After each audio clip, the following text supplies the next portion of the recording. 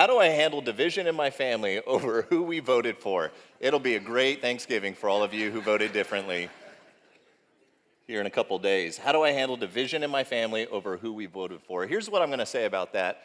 For some reason, in culture and in church culture as well, we have elevated politics to such a high level that it's actually superseded faith, it's superseded family, it's superseded relationships, and we've been treating people terribly under this banner of politics, and I think it's ungodly, I think it's divisive. I think when it comes to who you voted for, it's okay if somebody voted different than you.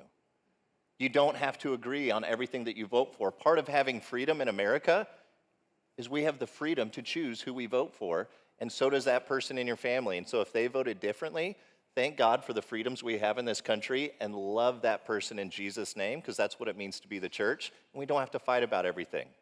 That's my quick 2 cents on it. Chad, I'm sure you got a verse for that. Yeah, well, I totally agree with Robert. We also have this idea, if anybody voted differently than me, then they must be an idiot, right? Which means, just think about this, everybody just kind of let me be the pastor here for a second, the lead pastor. Which means that we're being much more discipled by the media or by a political party than we are by Jesus. A bunch of us just need to calm down a little bit, but when you're feeding your brain all day long with political fodder, it's just not good for your soul. And so I would encourage you to be aware. Read the news. You probably want to read more than one source because they're all playing their own card. Do you know what I'm talking about? I read news from several different sources, and they all say different things. And so I try to do that and just do the math.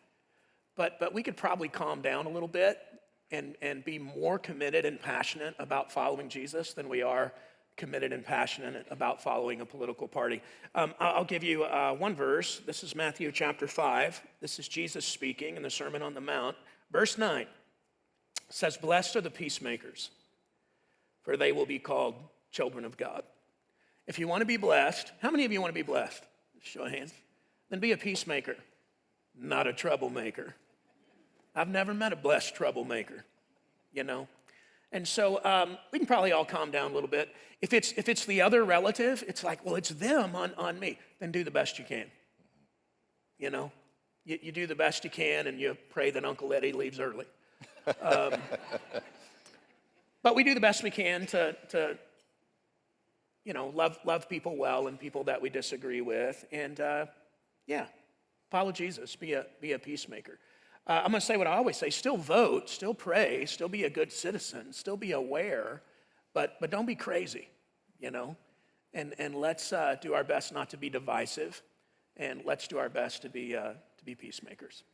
That's it. You want to add to any of that? Yeah, Romans 12:18 says this: "If it is possible, as far as it depends on you, live at peace with everyone." And so just to reiterate what Chad's saying, you are in control of you, you're not in control of other people, and sometimes we think we need to take our ideas and force them upon other people. If you really want to lead people, lead with love first and earn the right to be heard, and as there's open conversation that's done in a way that's cordial and kind, then there's actual influence there. If you're just looking to get in a fight, you can be right and be wrong in how you go about being right, and in that you're wrong. And so be wise in how you interact with people. The goal is to live at peace with everyone. As far as it depends on you, vote your conscience.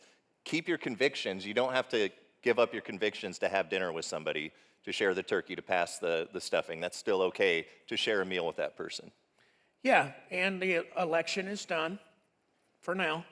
Let's move on. Let's move forward, and love people well. If you're going to argue about who you voted for, you already voted. It's done. Let's just move on. Onward.